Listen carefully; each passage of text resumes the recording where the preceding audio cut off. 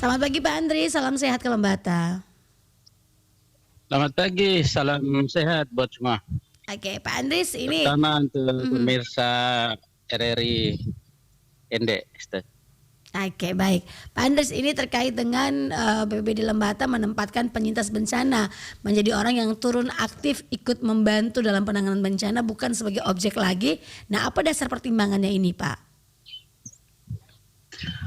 Ya kalau belajar dari pengalaman-pengalaman sebelumnya, kejadian-kejadian bencana, terutama bencana besar ya, studi kasus di Lembata pada bencana erupsi Gunung Lewotolok maupun juga Seroja kemarin itu kan pengungsi ditempatkan di satu tempat, kemudian menjadi tanda petik semacam objek untuk penyelenggaraan kedaruratan. Di paradigma yang baru ini itu penyintas diharapkan tidak seperti itu. Mereka terlibat bersama di dalam penyelenggaraan kedaruratan, mulai dari proses siaga darurat, evakuasi, pelaksanaan masa kedaruratan 14 hari atau diperpanjang, termasuk juga di transisi darurat pemulihan. Jadi mereka terlibat di dalam semua proses bersama dengan Satuan Komando Penyelenggara Penanggulangan Bencana. Entah itu terlibat mulai dari berkumpul pada titik siaga darurat, titik evakuasi bersama melakukan evakuasi. Jadi mereka tidak pasif sebagai objek untuk menunggu dijemput makin, tapi mereka juga proaktif terlibat di dalam evakuasi dengan perencanaan evakuasi dan transportasi mulai dari desa yang disiapkan. Kemudian sampai di titik kumpul tidak menunggu, tetapi mereka juga mulai penyelenggaraan desa daruratnya itu mulai berjalan mulai start hari pertama evakuasi itu. Nanti pada saat di tempat pengungsian mulai terlibat di dalam dapur umum, dan seakan mereka hanya tinggal berpindah saja pada berpindah tempat, tetapi mekanisme dan sistem penyelenggaraan pemerintahan darurat dengan masyarakatnya, dinamika kehidupan sosial masyarakatnya seperti tetap berjalan. Oke, jadi memang para penyintas bencana ini Pak Andris ya, mereka terlibat aktif ya, terjun langsung, apalagi pernah punya pengalaman ya, pernah berada di posisi sebagai korban bencana ini sendiri ya Pak ya. Siap ya. Oke. Betul. Baik, kemudian selain karena memang mereka mempunyai pengalaman nih ketika menghadapi bencana, apakah ada pelatihan khusus ataupun pendidikan khusus, edukasi yang diberikan oleh pihak terkait dalam hal ini BPBD ataukah yang lainnya terhadap para penyintas bencana ini, Pak? Untuk studi kasus erupsi Gunung Api Lewotolok itu terdampaknya di zona merah 21 desa. Itu sudah keliling kita lakukan evaluasi, sosialisasi. Kemudian sekarang kita perkuat dalam pembuatan RENOPS, rencana operasional di semua desa. Jadi RENOPS ini dibuat untuk termasuk dari desa yang mengungsi. Kami istilahkan di sini namanya Lewo Arin. Kalau kita pakai sistem BNPB punya itu namanya Sister Village. Kalau di Lembata kami namakan Lewo Arin, Lewo Kakan. Lewo Arin yang mengungsi, Lewo Kakan yang menerima. Jadi kita perkuat di dalam RENOPS-nya, rencana operasionalnya. Nah, sekarang kita baru buat dokumen RENOPS sebagai turunan dari RENCON, rencana kontingensi. Kemudian seluruh sistem pelaksanaannya itu disistemkan di dalam sistem digital yang kita kasih namakan SIBELA, Sistem Informasi Bencana Lembata. Sehingga pelaksanaan dinamika kedaruratan tidak manual lagi. Terbukti pada saat darurat kalau masih manual itu ada problem, ada kekurangan, ada hambatan, ada ketidakpastian, ketidakteraturan. Itu yang kita kemudian dibuatkan dalam SIBELA. Tapi pada posisi ini kita baru menyelesaikan versi satunya untuk si Bela dari RENOPS-nya. Nanti kemudian pelaksanaan selanjutnya kita akan sosialisasi lebih lanjut lagi. Oke, jadi si Demikian. Bella ini sistem informasi bencana Lembata nih Pak Andris ya, yang coba dirancangkan oleh teman-teman BPBD di Kabupaten Lembata. Nah ini di dalam si Bella ini apa saja nih informasi yang termuat, kemudian siapa saja yang bisa masuk dalam sistem ini Pak? Oke, itu nanti ada cukup banyak sistem karena pengorganisasiannya dalam Satuan Komando Penanganan Darurat Bencana itu, yang pertama itu dari Lowa Arin yang mengungsi, itu mereka membawa data penduduk terpilah. Data penduduk terpilah itu sudah akan ditanam di dalam sistem ini.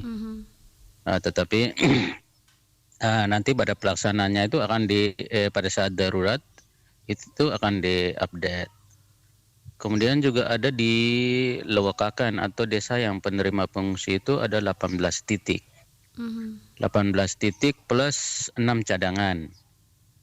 Jadi itu sudah terbagi 21 desa Lowa Arin yang mengungsi itu akan diterima di 18 titik plus 6 cadangan.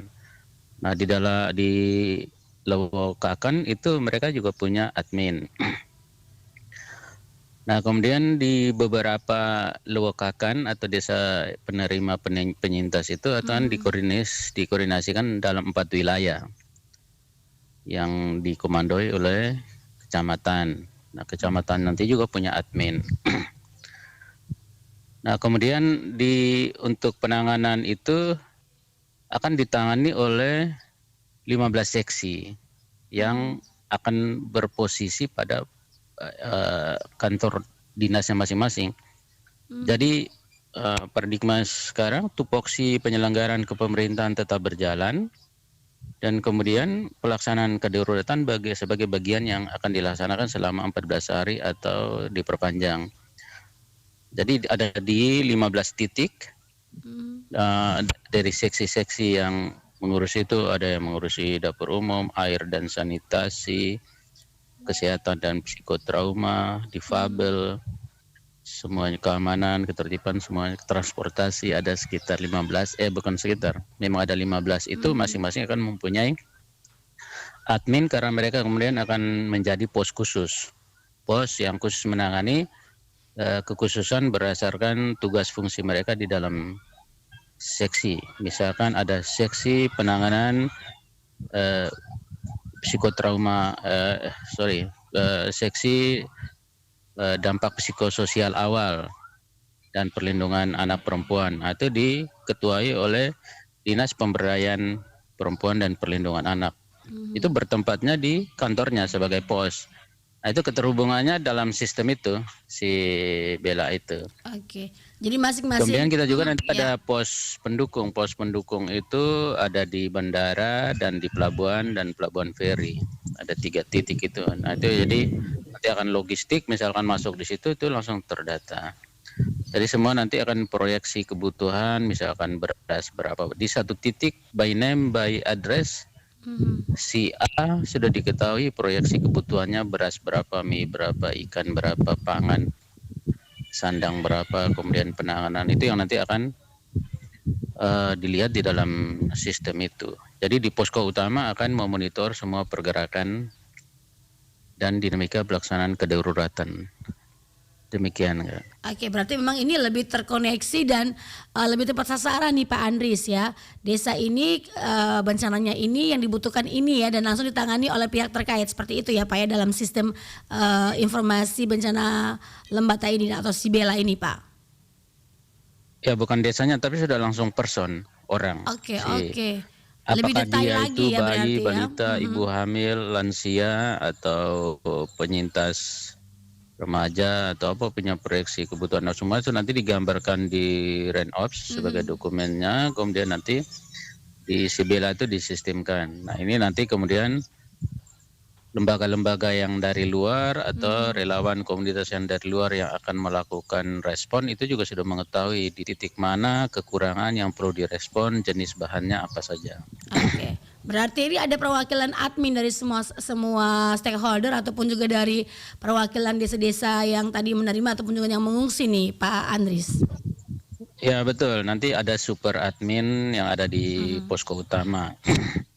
yang dalam dinamika keseharian itu nanti sementara ada di BPBD Super Admin, nanti kemudian ketika siaga darurat dia akan bergeser ke posko utama. Tapi ini masih versi 1.0 ya. Oke. Pengembangannya akan terus berjalan terus. Nah, masih dengan versi 1.0 ini tapi sudah bisa berfungsi Pak, sudah berjalan si Bella ini? Ya, untuk launching kemarin yang tanggal 6 itu sudah dipastikan dan kita sudah latih kemarin. Tapi memang juga terbuka untuk, memang namanya sistem kan dia akan terus diupdate, dikembangkan berdasarkan kebutuhan-kebutuhan. Tapi untuk saat sekarang di 1.0 ini sudah bisa dipakai. Sekarang ini proses mulai validasi data yang diinput. Kita yang paling utama itu adalah data penduduk. Oke. Karena nanti data penduduk begitu masuk dalam sistem dia akan sudah langsung otomatis menentukan si A punya kebutuhan apa. Misalkan dia balita punya kebutuhan apa, dia lansia punya kebutuhan apa gitu. Oke, baik. Nah, kemudian Pak, untuk yang si Bella ini apakah masih dalam proses dalam tahapan 1.0 ini ada kendala yang ditemui? Ya, kendalanya yang pertama ini kan namanya sistem itu kan harus diuji coba. Jadi ini sudah bisa berjalan, tetapi kita akan kemarin kan kita baru simulasi meja. Nah, nanti kita butuhkan lagi simulasi lapangan karena pergerakan dengan dinamika lapangan akan memberikan masukan di dalam perubahan-perubahan ini.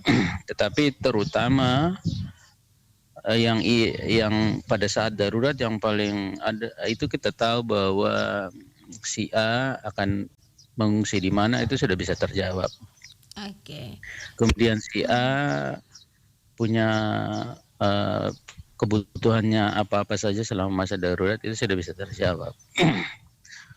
Gitu. Baik, jadi memang ini lebih mudah dan lebih gampang ya untuk mendeteksi dan juga untuk melihat apa kebutuhannya sehingga bisa sesuai nih apa yang dipenuhi oleh pihak-pihak terkait terhadap korban bencana ini sendiri.